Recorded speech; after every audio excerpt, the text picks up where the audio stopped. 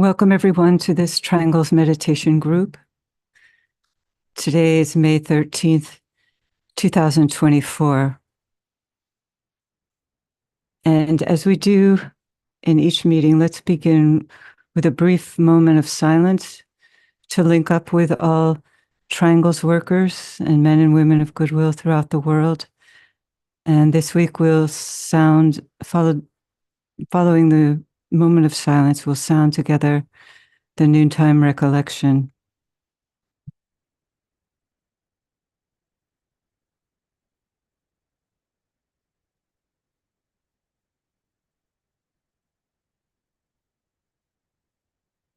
We know, O Lord of life and love, about the need. Touch our hearts anew with love, that we too may love and give.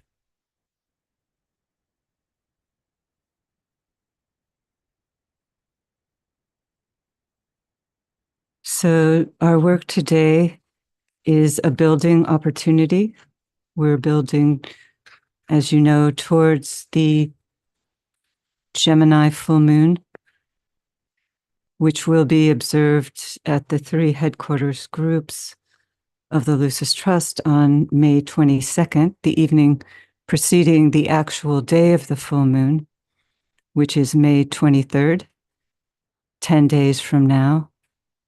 So we thought we would hold this webinar dedicated to the theme of invocation and the preparation which we can each make in our own lives to prepare for this great event of World Invocation Day that's observed on May 23rd, the exact day of the Gemini full moon. And we will be holding a special webinar on that day at 1 p.m. New York time and 6 p.m. in London. And you will receive announcements about those full moon and World Invocation Day webinars. And also we wanted to announce the upcoming conferences, which will be, the next conference will be this coming weekend in Geneva, May 18th and 19th. And you can find more information about that on our homepage. And then the following London culminating conference will be on May 25th and 26th. So we hope that as many of you as possible can join in these events. And today, after our opening remarks and a brief video, and then a visualization, we're going to welcome a new guest to the webinar named George Catlin. He's a practicing psychotherapist who lives in Germany while serving clients in California. And he was previously a professor of psychology and earned his PhD at the University of Massachusetts. And he first encountered the Bailey teachings nearly 50 years ago, when at an early age he was a longtime member of the Findhorn community in Scotland. And he'll be sharing some thoughts on the power of invocation. So we look forward to hearing from George later in the program. So as I mentioned, we are 10 days away from World Invocation Day. And it's sort of interesting to consider the three festivals in relationship to the cycles of the new group of world servers, which the Tibetan has given out, that their work, the group of world servers, conforms to a 3-year cycle, with the first cycle being the cycle of crisis. And I thought maybe we could compare that to the first of the 3 spiritual festivals, meaning Aries would conform to the idea of crisis, followed in the second year, and here in the second festival, to the period of Wesak, when the energies are brought into a more focused intention through the impact from the Shambhala highest center, conforming therefore to that cycle of tension. And now, as we're moving towards the Gemini full moon, we reach the third point in the cycle, which is that of expansion and emergence on public consciousness. And what a beautiful emergence it will be on World Invocation Day, when people throughout the world are asked to join together and sound the great invocation. And the Tibetan uses an interesting phrase when he describes the period from the time of the Wesak full moon to the Gemini full moon. He calls that month a holy month. Perhaps we could consider it the most holy month of the spiritual year, because we know on the inner planes, the world teacher has established a supreme point of tension, which is then released at the exact moment of the Gemini full moon in a great outpouring of love. And this work that he initiates is an opportunity for all spiritual workers, such as triangles workers, to do what we can during the days leading up to this event, to hold a point of tension in our way and at our level of consciousness. And we can help and aid the Christ in his work by doing what we can to lift and focus and direct the energies of the masses of humanity into the spiritual hierarchy. And then at the time of the full moon, those energies can be released in a flood tide of healing energies that can pour forth upon the world. So as triangles workers, we know that we work each day in establishing this planetary network of triangles. We visualize them surrounding the planet. And this triangular network forms a perfect vehicle for the downpouring forces released at the Gemini full moon. So our work is an integral part of the invocative and evocative call and response that occurs at this time. And when we look at larger underlying factors outside of our planet that may be and surely are aiding in this work, we can look to the tremendous influx of the energies of the sun that surely not coincidentally are pouring into our planet through the solar flares and the geomagnetic storms that are being released, resulting in incredible displays of beauty from the northern lights. Surely these outer manifestations occurring at this time are a secure indication that the solar logos is shining his gaze upon our little planet, helping our logos and all our planetary lives to lift into the light. And despite all the outer chaos in our world, this is surely an indication that eventually our planet will result in a place where there will be a triumph of the good, the beautiful, and the true.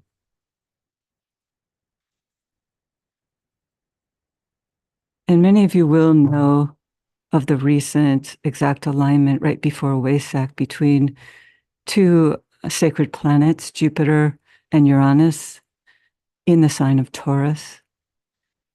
And I just think that there are some interesting parallels between this alignment now and the last time that it occurred, which was in 1941. There's some certain similarities between that time and what's occurring on the planet now. We know from the teachings of the Tibetan that although the war was won on the outer planes in 1945, and at that time the Christ made the firm decision to return to humanity,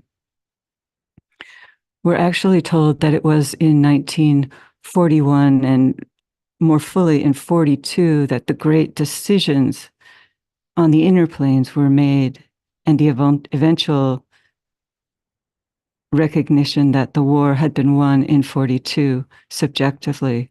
So 1941, prior to that decision, was a very dark time in our planet, and the spiritual hierarchy was unsure whether the war would be won by the Allied forces. and certain preparations were made to perhaps withdraw from the planet. And although this time that we're working in now is certainly not that dire, at least from the perspective of the ageless wisdom, as far as I can understand it, there is still, nevertheless, a lot of challenges before humanity, before the new group at this time. And so, just to say something about what was occurring then, in 41, there were some experiments going on in Europe related to nuclear fission. And the recognition was established that it could be affected, it could be implemented. And so the work at Los Alamos was the subsequent place wherein in 1942, that goal of releasing the power of the atom was realized. And so we can sense that perhaps on some inner level, perhaps within the scientific community at this time, certain experiments are being undertaken, and that will work out in some momentous event in 1940, in next year, perhaps paralleling what happened in 1942, because these Jupiter-Uranus conjunctions are often linked to scientific breakthroughs.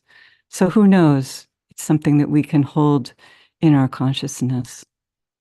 But what we do know in 1941 and 42, there was a call sent out by the Tibetan to his group, which at that time was a very small group of 50 students, serious students of the ageless wisdom.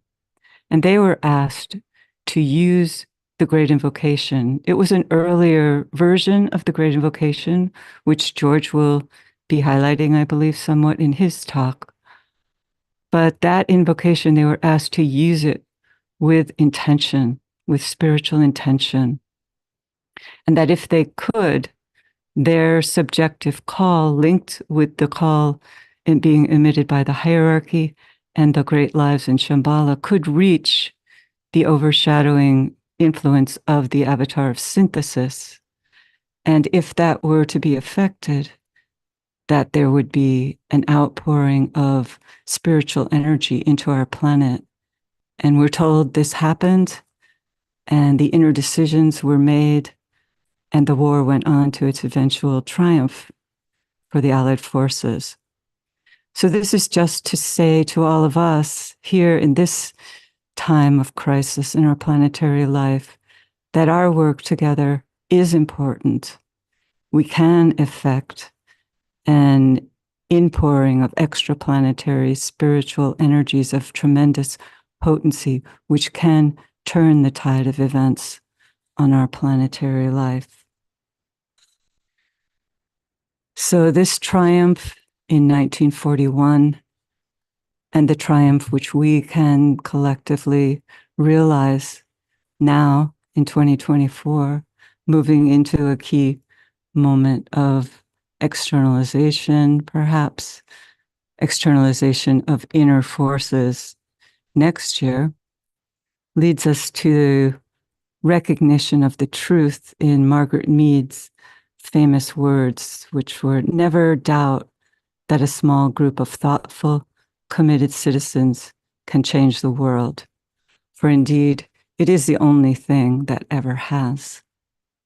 So let us all, as Triangles workers, dedicated to making our planet sacred, summon the power of our collective thought to evoke these overshadowing forces that are available now, releasing them through the planetary network, so restoring the divine circulatory flow on Earth.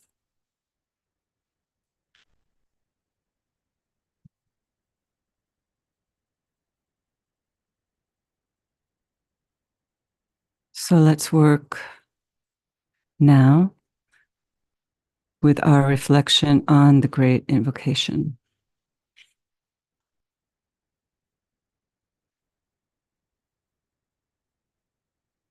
Let's link in thought as a soul, as a point of love and light, with all those people throughout the world who are part of this triangle's service work.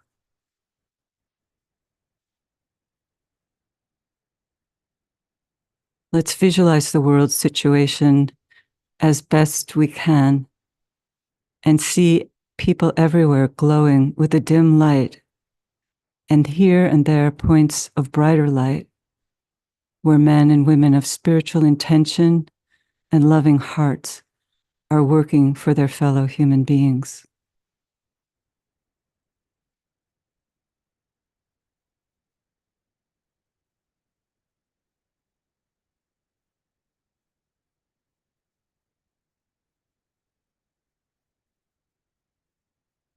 And then let's visualize through the creative imagination the vivid light of the spiritual kingdom streaming towards humanity and slowly merging with the light which is already in humanity.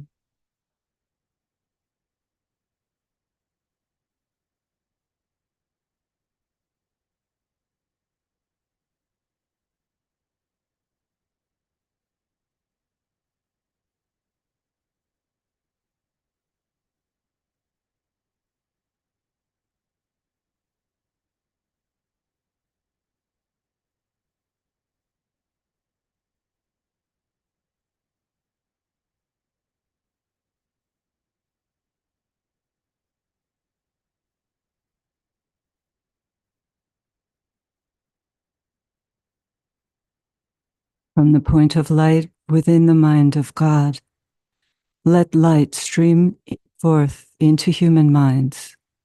Let light descend on earth.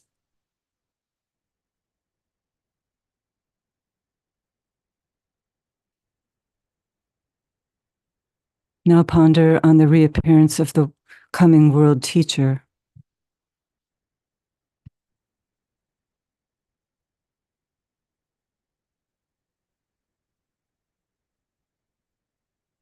And realize that no matter by what name he may be called in the many world religions, he is the same great entity. And let's reflect and speculate upon the possible results of his appearance.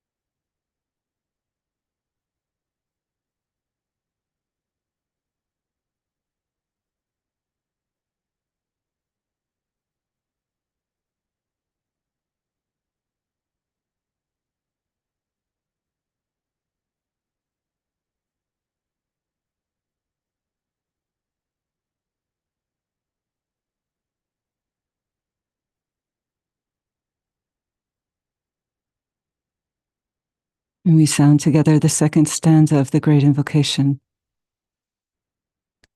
From the point of love within the heart of God, let love stream forth into human hearts.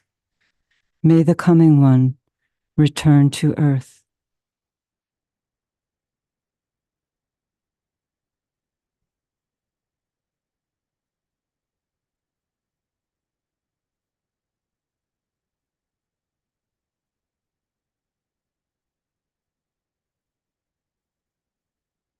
Now endeavor to concentrate your fixed attention to serve and to spread love in your surroundings.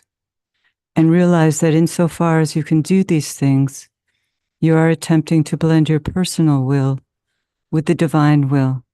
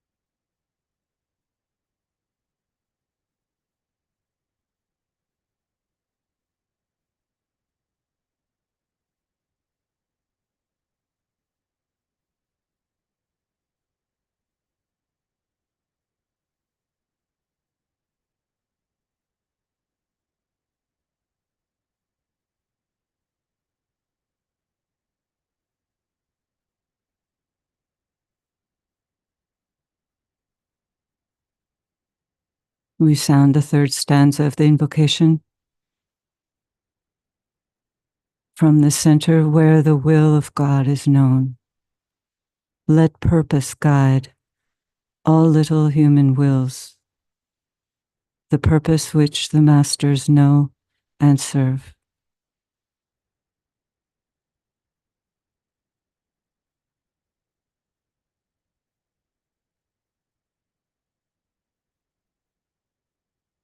And now we take a moment to dedicate the threefold personality to the working out of the divine plan.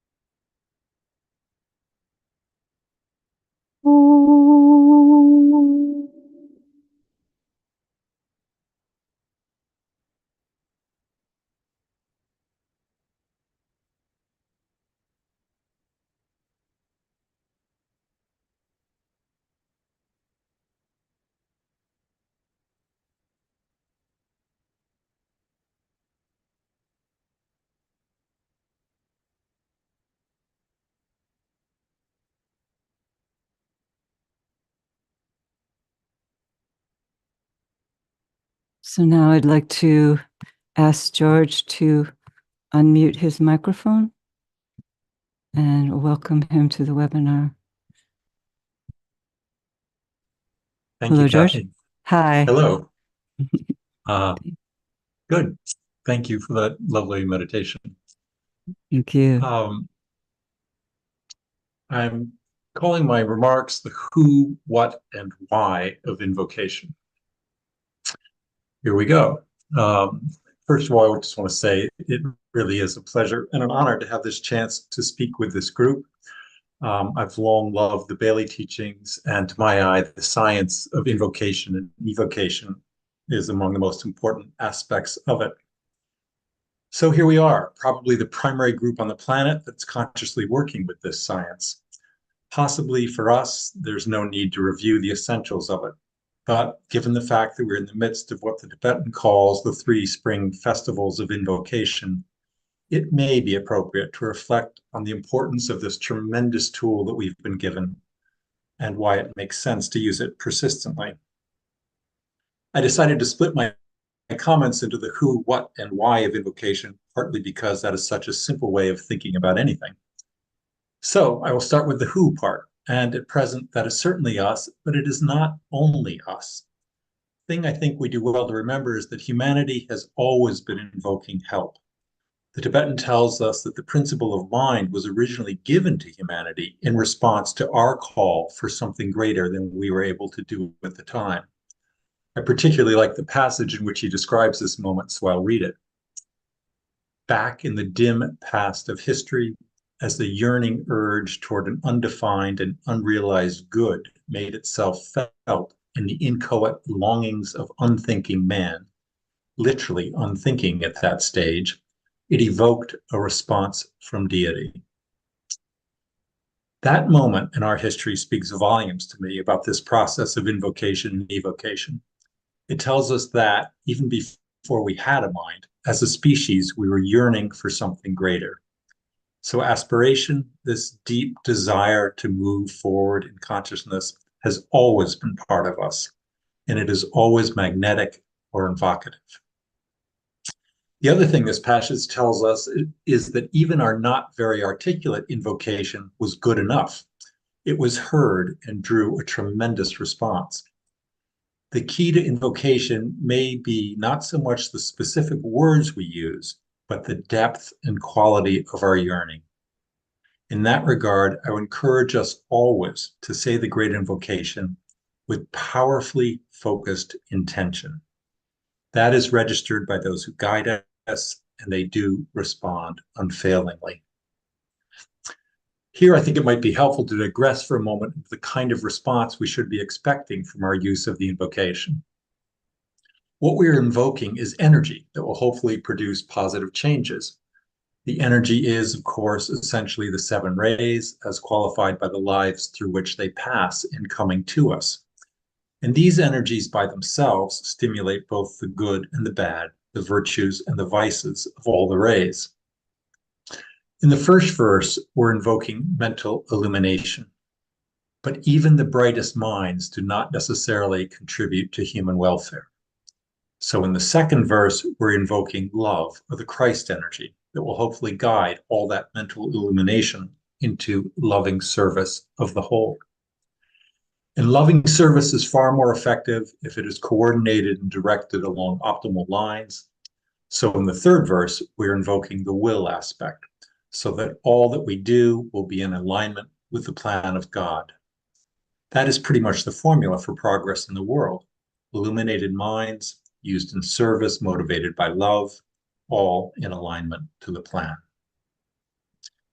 The invocation also specifically calls for the return of the coming one. Steeped as we are in the promise of the externalization of the hierarchy, I'm sure many of us think now would be a very good time for that to take place. There seems to be a long-standing absence of any great leadership on the world stage, and I sometimes imagine that a few powerful servant leaders might make a crucial difference right now. And this is where I have a chance to remember who is wise and who isn't, who sees the big picture and who doesn't, who understands karma and divine intervention and who doesn't. I find these thoughts surprisingly reassuring. When I think them, I settle into trust and get focused on what I can do, trusting others, in this case the masters, to do what they can do. What I, and by extension we, can do is at least twofold. Regarding the externalization, we can work to meet the criteria the Tibetans specified for that to occur.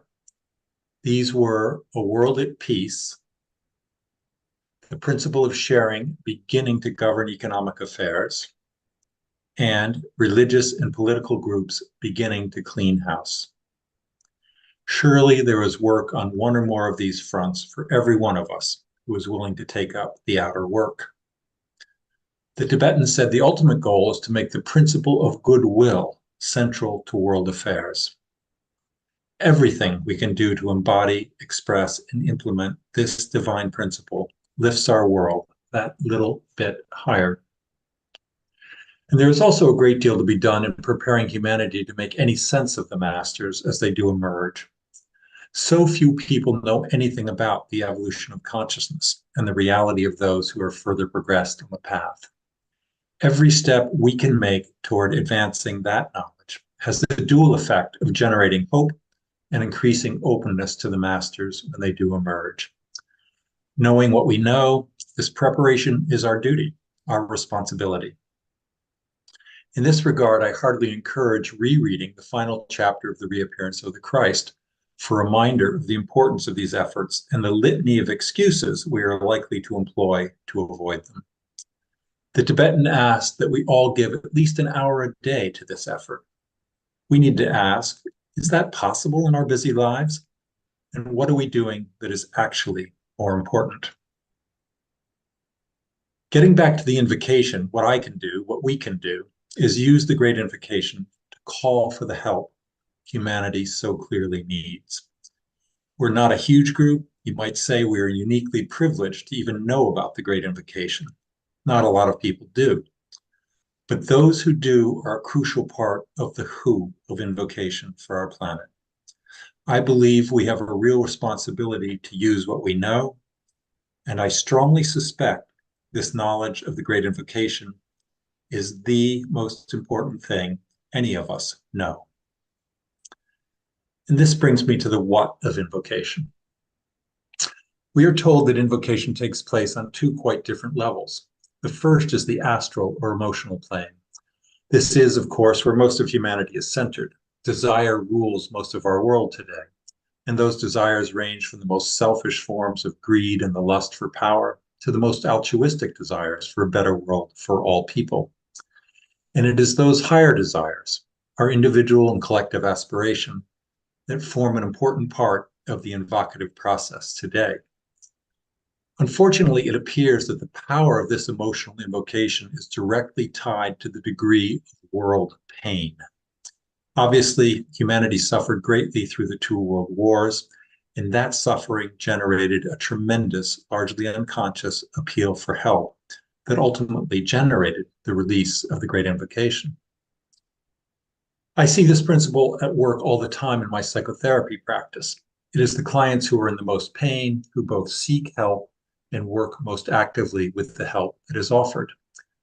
Given that, perhaps much more suffering is in store for us before this astral invocation of help becomes powerful again, and before humanity is truly open to whatever help is offered.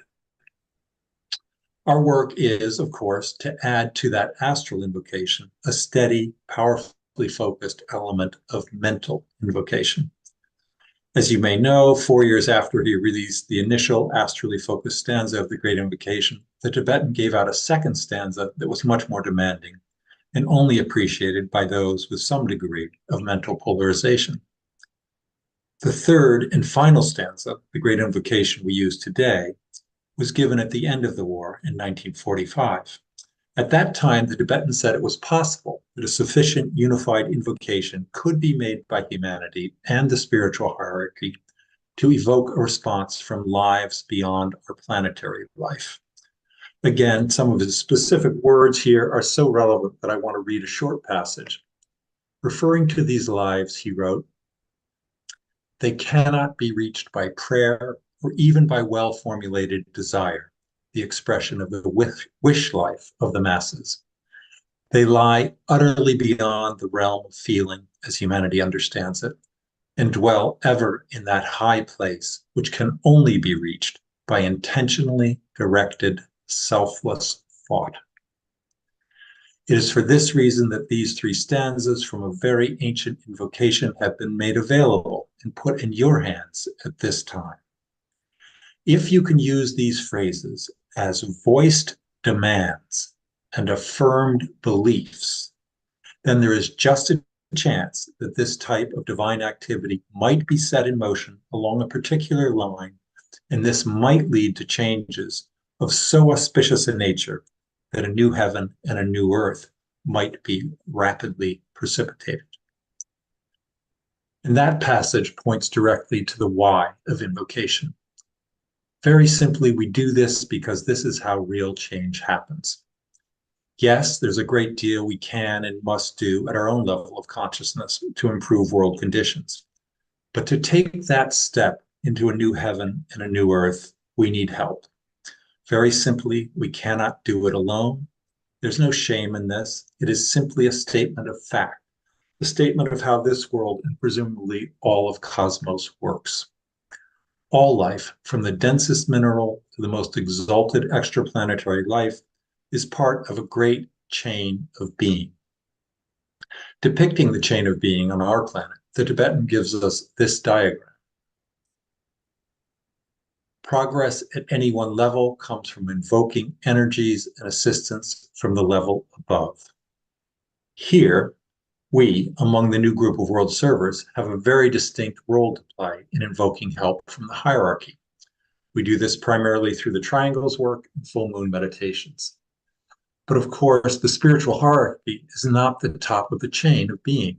It extends from them through the Nirmanakayas to Shambhala, the center where the will of God is known, and from there to extraplanetary lives.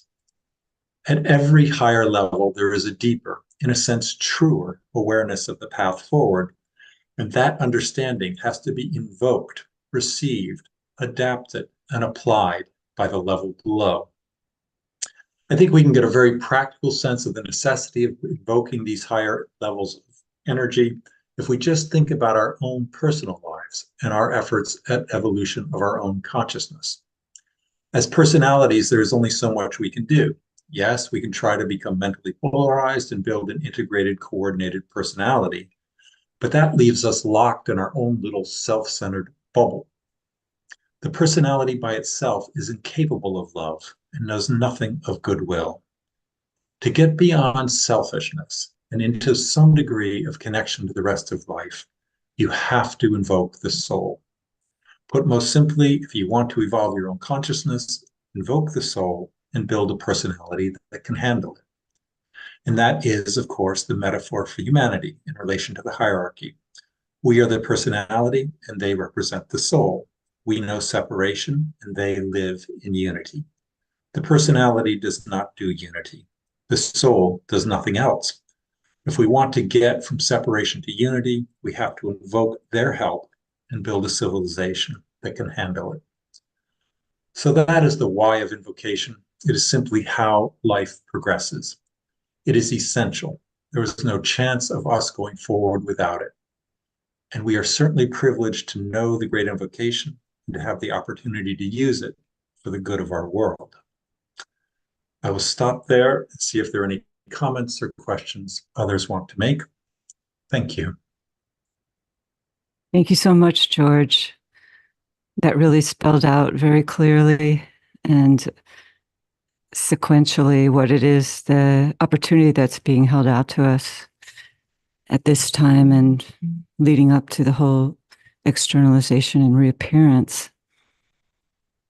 Do you have any other thoughts that were not included in your talk that specifically are related to this upcoming World Invocation Day? What's your sense of the possibilities for the group at this time, this important time in our planetary history? Do you have any thoughts to add?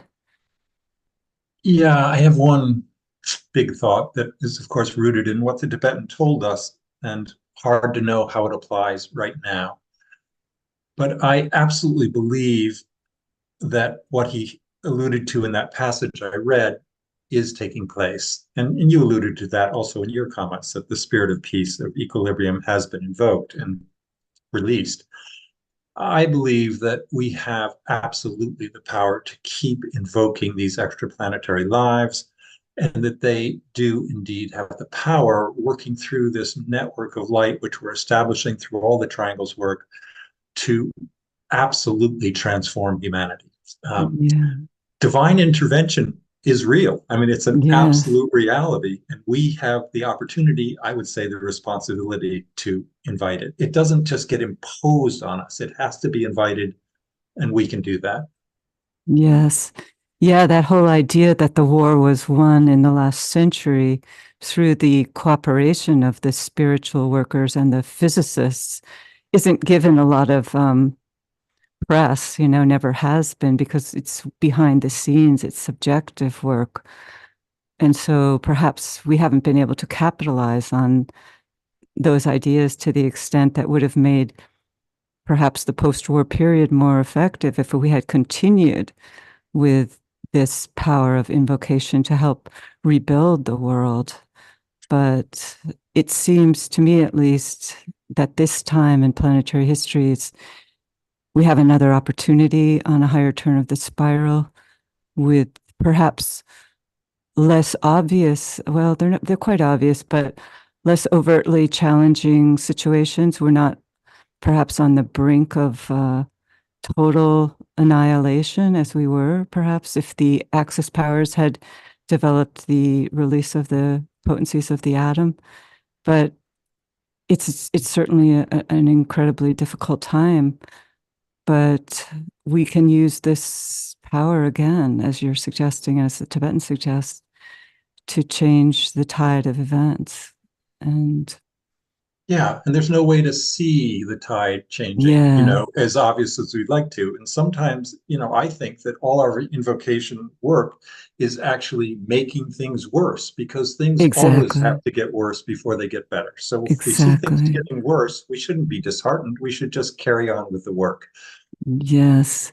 Yeah, DK said that the very incidence of all of the things falling apart in the outer planes is the clearest sign that the teachers are approaching, they're precipitating, maybe onto the etheric by now, And so it's just one more step before um, the materialization onto the physical plane. So that's very hopeful because, as you say, particularly in the last few years, things are precipitating quite quickly onto the outer planes in terms of chaos and problems and challenges. And surely the next few years will not see some relief to that, but we have to maintain our hopefulness, right? I mean, that's one of the Yeah, key. absolutely. Absolutely. We can't allow despair, despondency to infect our consciousness. It's just essential that we stay positive, we stay optimistic, we stay focused on the future and all that it Yes, holds. yes. I see a question here. It's from John Stuber. It says, thinkers and scientists would be the more advanced members of humanity, would they not? I can't Yeah. figure out the right place to put them, though. Yeah. That's the thing that really caught my eye. I'm glad he brought it up on this diagram that's on the screen right now. Like, what are they doing sort of below the circle of humanity?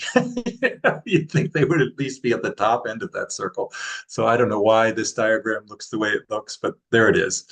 Um, Yeah, perhaps because it's the smaller circle within the larger circle of the human kingdom, just as the new group, they're like the perhaps I got it.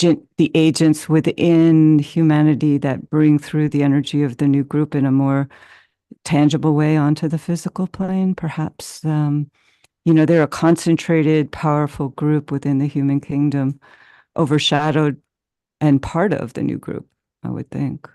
Yeah, me And, too. And the thing to remember that's so wonderful about scientists is that, they work with mental stuff. They don't work with sort of desire and wish life and all the rest. They work with facts, reality, and truth. And, right. it doesn't make them great initiates, but it makes them good thinkers. And good thinkers are a tremendous asset on our planet right now. Yes. And if you look at the way the smaller circles are the focal points for the energies of the Nirmanakayas and then the extraplanetary lives, so it's a potent focalized point. I Yeah. forgot to mention if anyone would like to express a comment verbally, please raise your hand and we will unmute your microphone. You're living in Germany right now. Is there any and we know a lot of the people on the webinar are also from different parts of the world, quite a few from Europe. You probably have a different view of situations. Could you share a little bit about what you see unfolding in Europe in relationship Yeah. to this whole idea of the externalization and invocative appeal of the people? Yeah, for sure. A thing that part of the reason I live in Germany now is that I'm so inspired by what they're doing with their civilization. They are literally solving lots of the problems which befuddle us in the United States, and I believe they're decades and decades ahead of where we are in North America on lots of fronts. And what I think they're demonstrating is that humanity really can do great things, that we are capable of making a society that works for everyone. And that's what I love most about Germany, is it actually is a society that works for everyone. Homelessness is not a reality here. It's actually not a reality almost anywhere in the world other than the United States. Um, but they really are demonstrating that it's possible to build a thriving economy that works for everybody. And that's a huge step forward. That's exactly what we have to do, obviously on the planetary scale. And so that's a wonderful thing. And it's very, very clear that the principle of equality is taken very seriously in Europe. I mean, the gap between the rich and the poor is nothing like what it is in North America. And that's because of intention. And I also think it's because of the tremendous suffering that this continent went through in the two world wars. They really, really, really learned something from all that pain. And I hope the United States doesn't have to suffer on that degree to learn as much as Europe appears to have learned to me. But the Tibetan does say, fortunately for the soul of that great nation, Yeah. in store for the United States. And Yes. so who knows what form that will take, but uh, sometimes suffering is the way we go forward on this planet. It's really sad, but true. Yes. Yeah, he does have that statement that you quoted, which is Yeah. quite concerning and stating that the United States could be left out of the gifts of the gods of the coming Aquarian age. So we have to take that to heart at this time. Yeah. Yeah, we have to take our work really seriously. And if there's anything I feel bad about being in this country, is that I'm not just putting my shoulder to the wheel there in the United States. And, I'm Hmm. here for a bunch of reasons. But I think that, all of us as citizens of that country, kind of are there for a reason. And it is our work, absolutely, to make it a place where, these divine principles of equality and freedom and cooperation are respected and embodied and implemented through laws and through actions. Yes. That's what it matters. And it's the most powerful country on earth. And, if it behaves well, the rest of the world has a chance. So Yes. I see one hand raised, so let me ask Sam to unmute your microphone, please. Hello. Hello. You can hear me, right? Thank you so much, George. That was very inspiring. Um, and what I'd like to ask is, during these last few years, where Kathy, you've been introducing us to um, esoteric triangles in it, I suppose, with adding things like Polaris, Mirac, and Doobie, and Ceres, Jupiter, and Venus. Do you think it's worth all of us, including these triangles that you've expressed to us over the years, to include them in our triangle work every day? Does that make Well, sense? yeah, I think it would probably be too complicated for most of us to be working with that. And we have enough that we need to focus on just within our own planetary centers, working with triangles. Generally, it's to bring in the work of the hierarchy and the Christ, and they can handle the higher alignments as long as we can help in lifting humanity's invocative appeal to the higher center. So I think really those are things that we can ponder, but not necessarily as a part of our actual triangles daily practice. Doesn't mean we can't ponder them at other times. For example, there's certain hints that say that at the Gemini festival, the energies of the great second ray star Sirius overshadow and work through that sign. And that's a powerful, powerful influx of cosmic love through the heart of the Christ. So, there are certain things that we can keep in mind, but we don't have to get too abstract in our daily lives. Perhaps that's my thought. I don't know if George, you have any thoughts to share on that? I agree entirely with you. The Tibetan really cautioned us against making our triangles work too complicated or too Yeah. simple. But, he said it is Yes. relatively simple. So let's keep it simple, I think. Again, we do our part, they do their part. Yes. If we do our part well, they'll connect, as you said earlier, and we need help. So they'll work through us. They'll give that help if we are Yeah. working effectively. Well, George, we're sort of coming to the time when we'll close with our final meditation. So I just wanted to extend the gratitude of the whole group for having your wisdom to be shared with us. And hopefully, you'll be able to come back sometime in the future and share again with us. No, thank you. I love participating in these meetings and will be a regular attendee. Thank you. Thank you. So let's just now come together as a group unity upon the mental plane.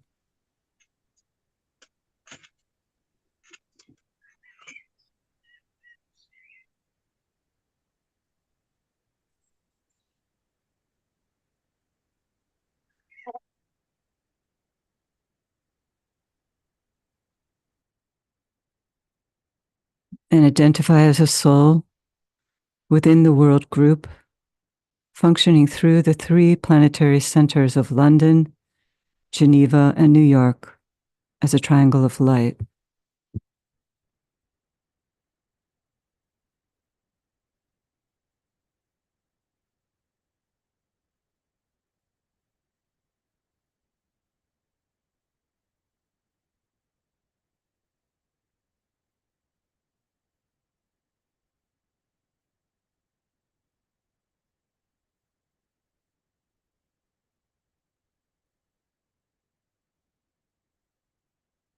And we now extend our identification through the soul to the group of world servers.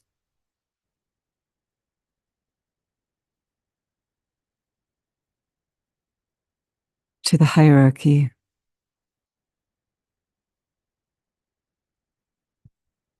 Into the Christ, the transcendent point of synthesis at the center of every triangle.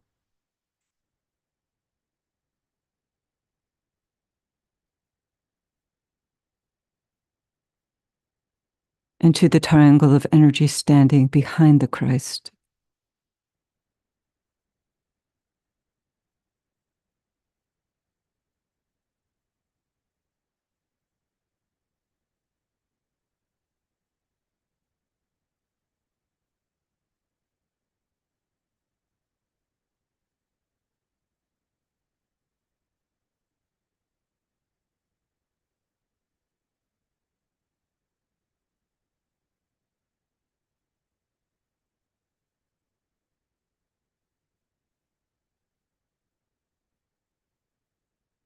Now we identify the center Shambhala, the center of purpose and power.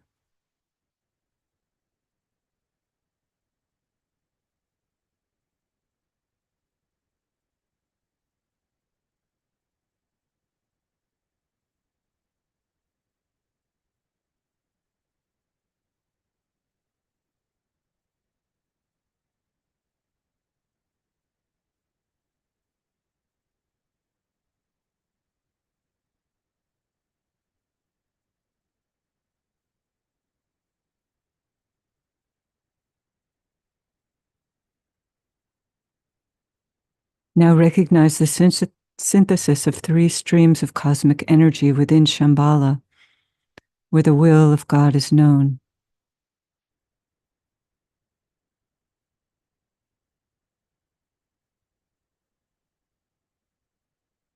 And we sound the dedication. In the center of the will of God, I stand. Naught shall deflect my will from His. I implement that will by love. I turn towards the field of service. I, the triangle divine, work out that will within the square and serve my fellow men.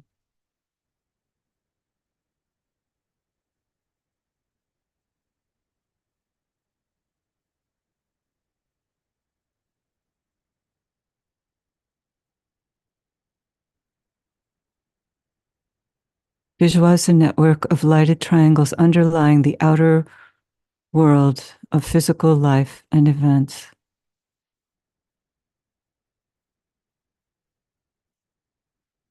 See the network linking all triangle units and relating all points of light throughout the world.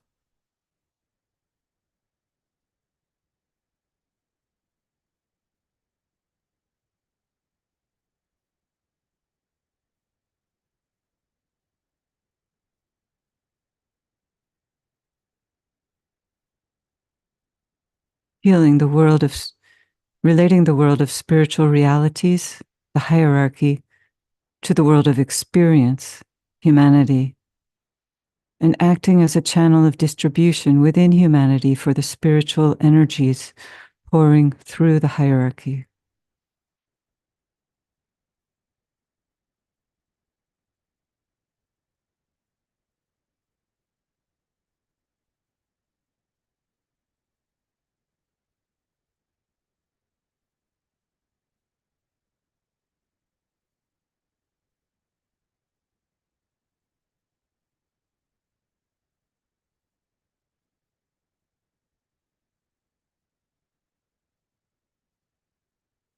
Transforming the planetary etheric vehicle to receive and circulate the energies of the soul and the triad. Will, love, light.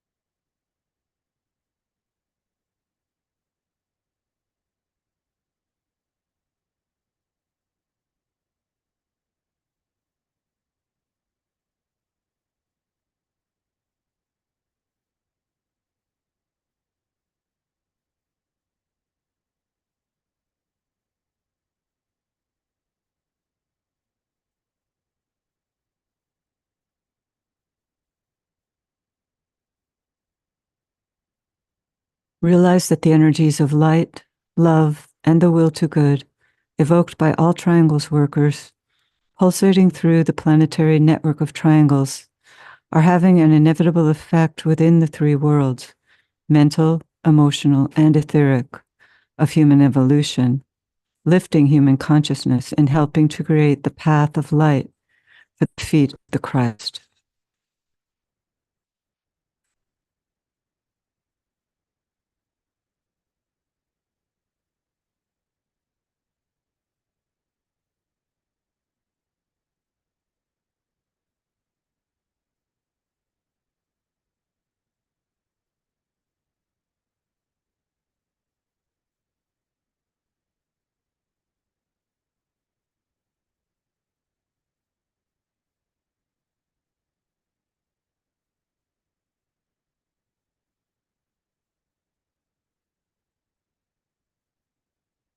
Reflect on the purpose, function, and right development of the triangles network as an hierarchical activity.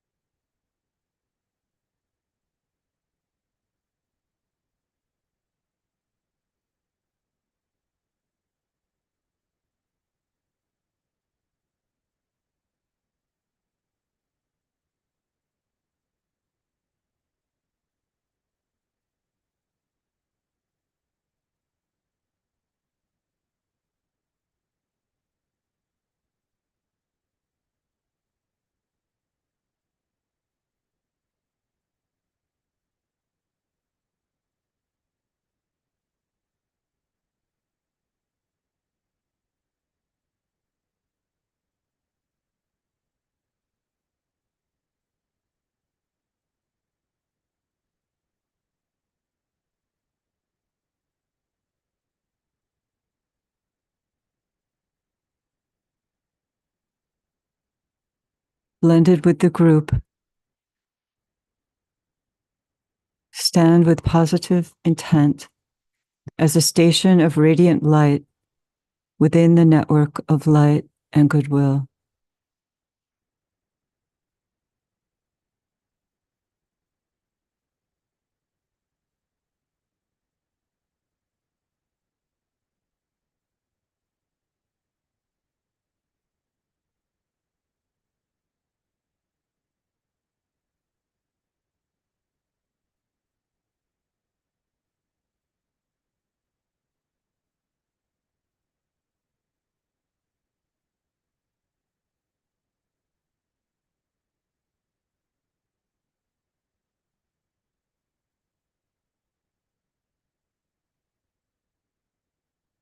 Sound the adapted great invocation, directing the triple energies through the triangles network and throughout the consciousness of humanity.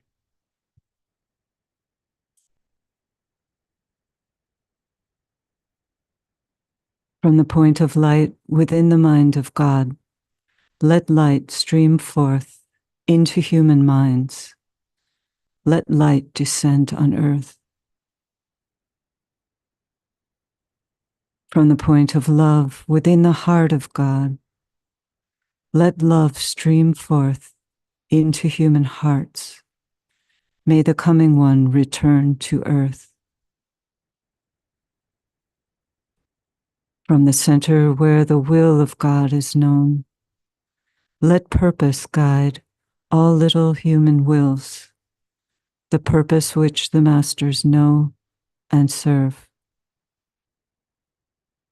From the center which we call the human race, let the plan of love and light work out, and may it seal the door where evil dwells. Let light and love and power restore the plan on earth.